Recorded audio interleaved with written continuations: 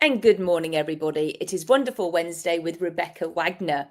Now, Rebecca, I didn't actually send out a memo for us to wear the same things, but we just appeared on and we are wearing exactly the same colour. So I absolutely love that.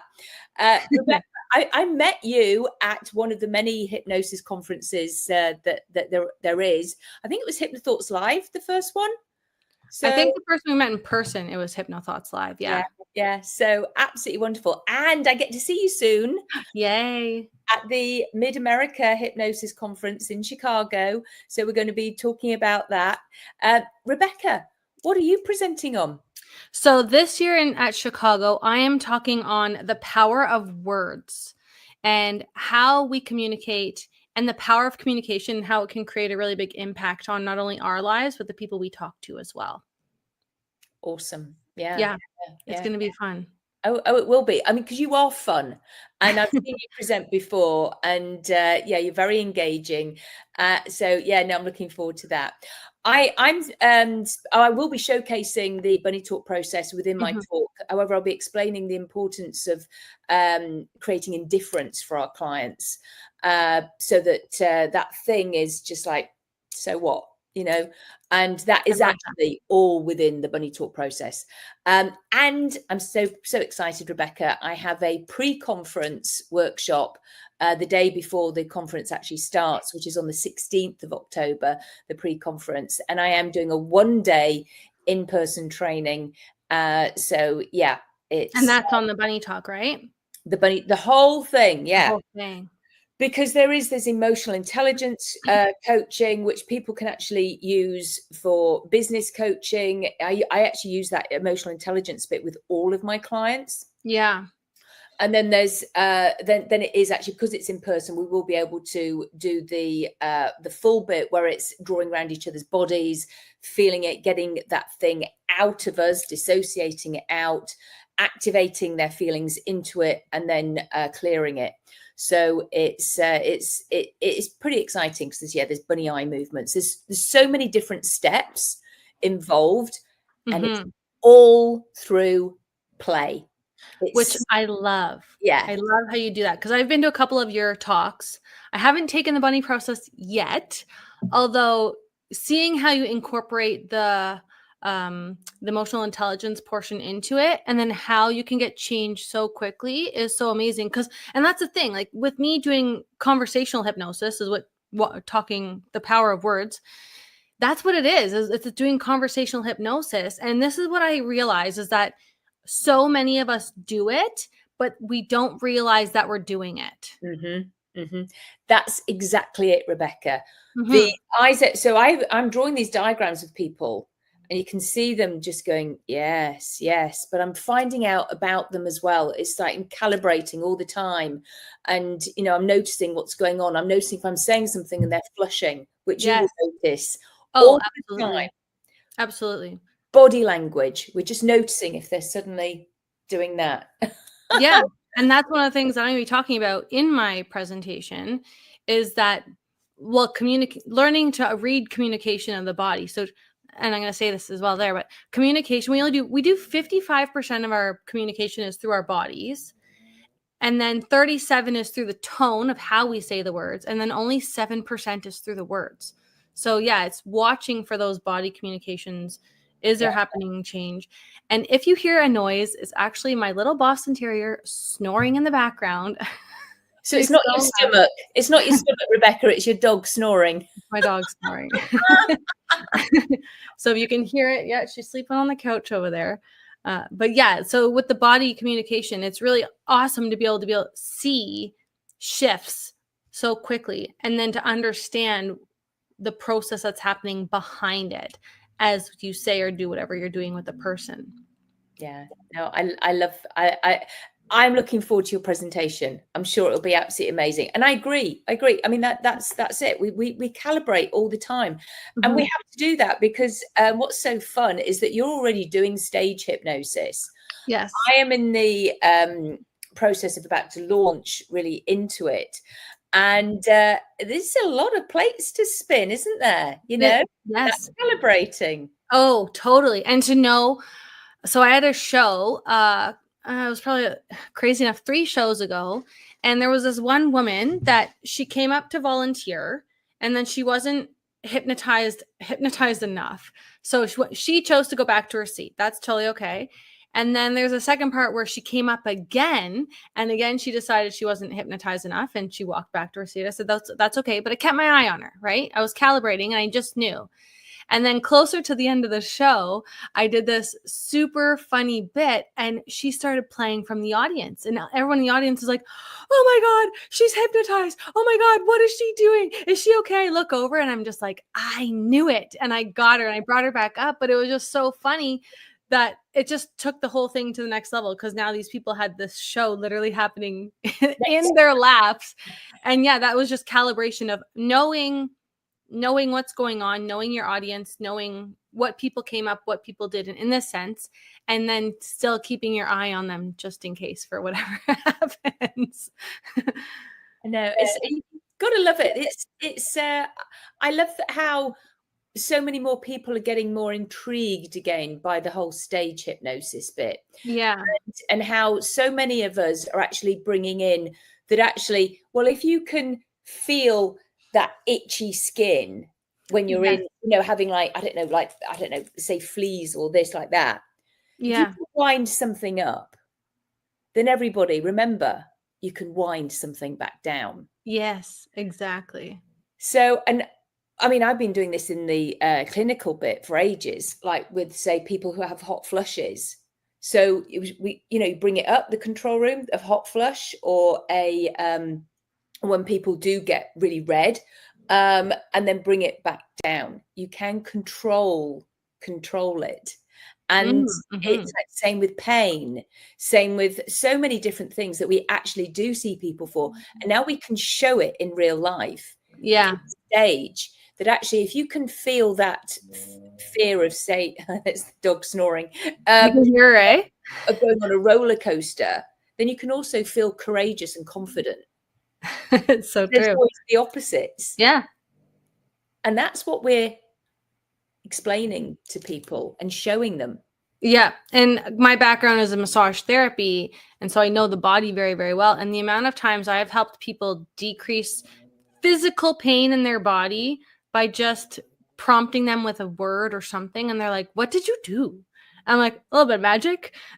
But it's true. Like, if you can have the pain, if it's unnecessary or unwarranted pain, then we can go into the control room or whatever it is and help release that, because very often pain isn't, crazy enough to say, pain isn't always physical. You just think it is, because it's just showing up in the body, right? Yeah. It doesn't know if it's real or imagined. Yeah. However, to you, it really is real. Yeah.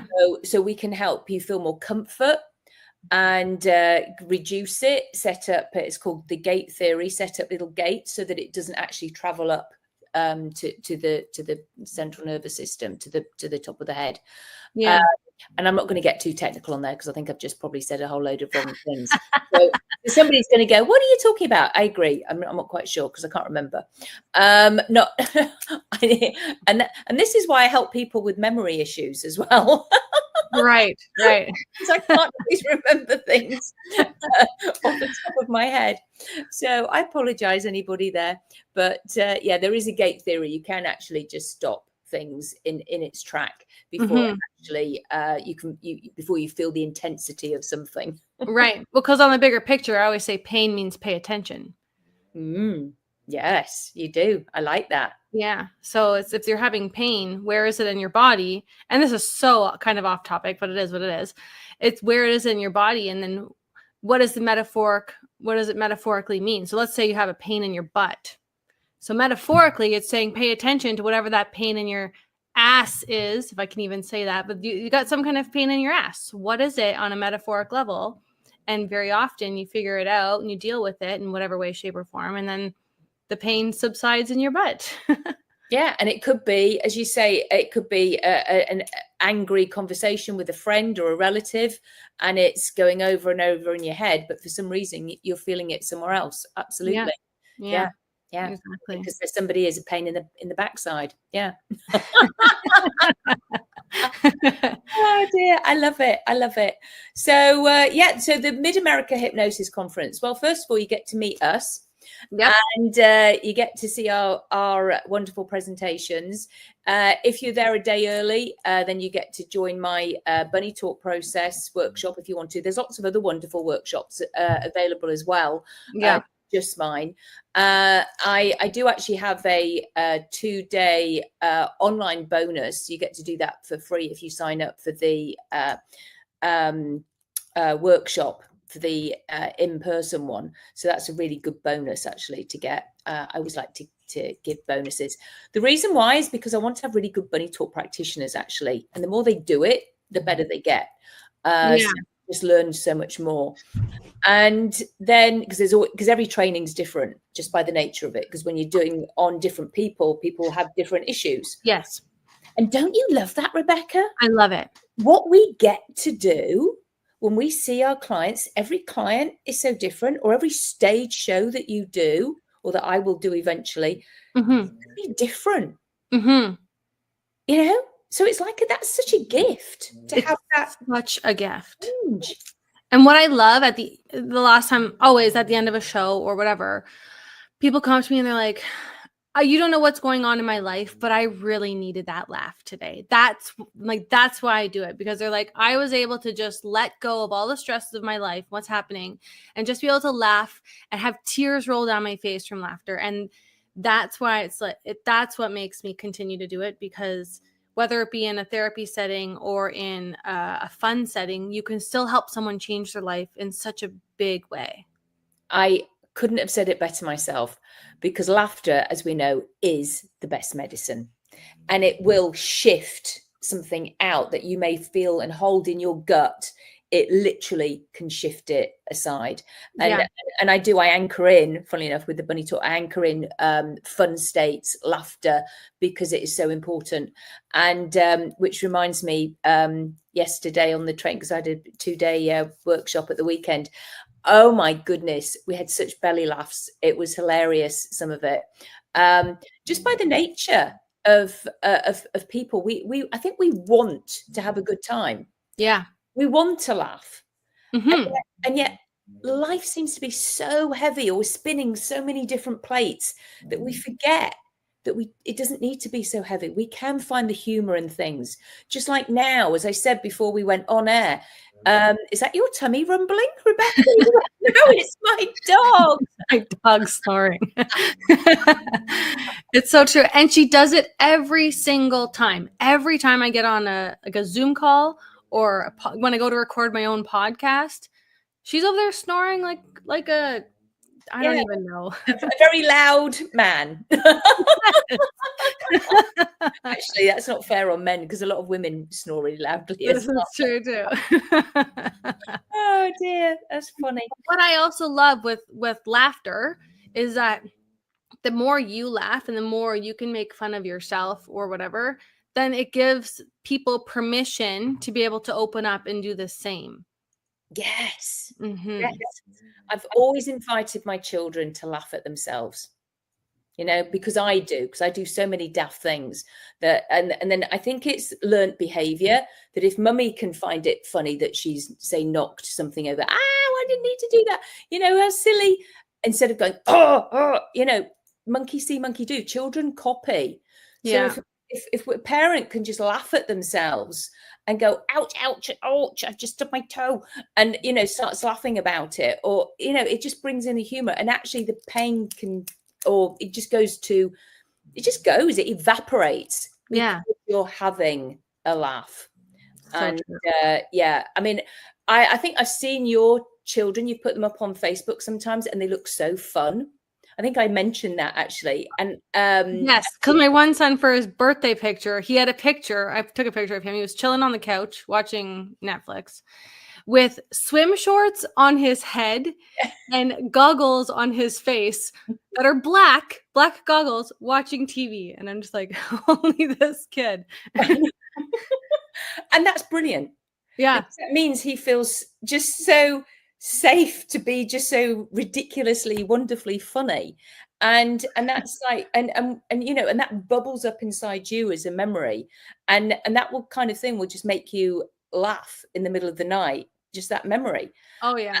And I think that is what we all need to be anchoring in. Yeah. The fun times. Life doesn't need to be so serious. And in No. fact, there was another colleague of ours, she said, comedy is tragedy with time. Mm. And that's so true as well. Because, you know, at the moment, sometimes it's like, oh my gosh, this is just horrendous. But later on, we look back on it and we go, oh my gosh, that was and we start even say it's funny. We start Yeah. laughing at it. Yeah. So it is true. Comedy is often a tragedy with time. It's so And because people say, oh, we're going to bring that up when you're 21, you know, when you're 18, we'll be saying it, you know, that, but at the time, shoving a whole load of toilet rolls down the toilet and having a flood everywhere, that was not funny. That was not at the time. Not at the time. But later on, it's like, do you remember when? You see? It's so true. It's Yeah, so I've had true. several floods in my house from things like that. Oh, yeah. We did too. It was you know that you can get like the toilet, the things that go over the toilet bowl to like keep the toilet bowl smelling nice. Yeah. Well, I put a brand new one on. Next thing you know, it's gone. And I'm like, where did this thing go? And then next person goes to flush the toilet. It's not flushing. I'm like, I know where this thing went. Somebody put it down the toilet. So we had to take the entire toilet off the floor, and like you had to like snake in through the back of it to get this stupid smelly thing. But yeah, I was like, not funny at the time, funny now to think back on it now. Exactly. And everybody will have one. Oh yeah. Every single one of us will have one, you know? And it's like, and so it's good. And that's what it's so important to remember those funny things. I have so many, actually. I get the giggles in the middle of the night sometimes, and I suddenly start going like that. And my husband wakes up and he goes, "What are you laughing at now? Which one is it?" And it's always when he's hurt himself. Oh my God. I'm so awful. Or there was one, actually, this was so funny. So we're in a restaurant, and there were my husband had just bought a new blue checked shirt. Okay. Really, really nice. And then all of a sudden, it was around Valentine's Day, 15 men come in, all wearing the same shirt. Right. And then they start singing a barbershop quartet. Well, I start getting the giggles because my husband's wearing one as well. And it's like, and he's going, "Don't look at them." He's going, "Don't look at them. Don't stop it." He goes, "You're drawing attention to us." And the more he's saying that, the more I'm just like laughing my head off. And in the end, they all come round him. And they start singing. The whole restaurant's watching. And they're going, "You're going to come and join us." It was so funny. I mean, I don't know. Maybe I had to be there. But anyway, the fact is, the whole thing, it's always when my poor husband gets hurts himself or is hurt or embarrassed. I know. Aren't I awful? No, not at all. Oh, that's so funny. And I think that's what's going to be fun about, I think it's the first night of the conference, is that we're doing the Family Feud. I know, the Family Feud. Oh my goodness. Or the Hypnotic Feud or whatever they're calling it. I don't even know, but that's going to be so much fun because it was really funny last year and it got twisted, we can say. Of course it did. Yeah, in England we call it Family Fortunes. So so yeah, it took me a while to get my head around it, but yeah, it was like, oh yeah, I get it. This is just like what we do in England, Family Fortunes. So anybody who's from England coming over for the conference, that's what it is. And the next night we've got the gala, and then there's a pool party because they have an indoor pool. Right, it's October in Chicago. So pool party on the Sunday night. So yeah. And then on the Monday, we've got, there's keynote speakers. Yeah. So cool. Richard Bandler and Chase Hughes, phenomenal speakers. There's Lenora Edwards, there's Rich Guzzi. They're doing keynotes as well. Absolutely fantastic. Lenora's been on here as well. So love her to bits. And then Richard Banner's got a post conference. He's training on the Monday. I'm going to it. Are you able to stay? Oh, yeah, I'm definitely staying for that. Okay. That's what I thought was kind of nerve-wracking, not nerve-wracking, but just fun, because with the power of words or speaking with words, or whatever I call it, I keep changing the name title. It's based on the Milton model that Bandler and Grinder created. And I was like, oh, geez, now I've got something to live up to. I'm like, although I know this very well and it's so much fun, so it's just going to be a great time for people to learn these patterns that were created by him. Yeah. And then to be able to hear him teach whatever he's going to teach on the Monday, I'm very excited for that. Yeah, I know. It'll be so cool. I know. Well, the money talk process is there's so much NLP stuff in that. Yeah. You know? So, because that was like anchoring. Exactly. And I didn't know I was actually doing that with my daughter when we were playing shadow puppets.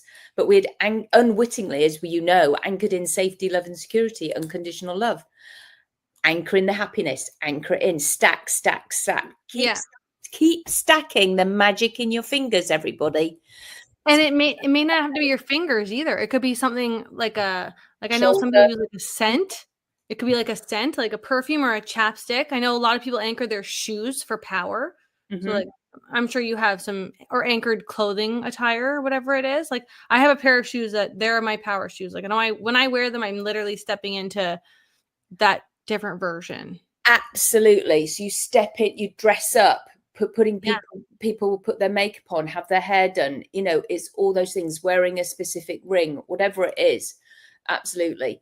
But I just know that you can't lose those. Not unless you generally, you can't lose that. Yeah.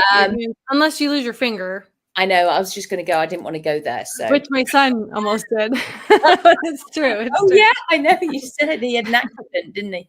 Anyway, he didn't. He got sewn back on. Yes, it got sewed back on. It's all good. Okay. You see how you're laughing? It wasn't fun at the time. Oh God, no. But now it's starting to go crooked, and I'm like, this kid's got a crooked finger now. It is what it is. Yeah, he's got a finger. So that's why I said, be grateful you still have a finger. I know. Tragedy, comedy is tragedy with time. There you go. Yeah, goes full circle. Thank you, Rebecca. Honestly, you and I could probably chat all day about funny things, and I can't wait to see you and give you a hug. Less than a month away. Less than a month away.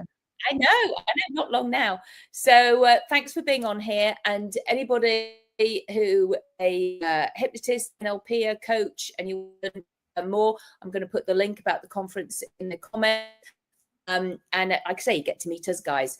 So take care, everybody. Thanks for watching. Thank you for coming on, Rebecca. Thank you. And it's goodbye from me, Claudia Rickard, and it's goodbye from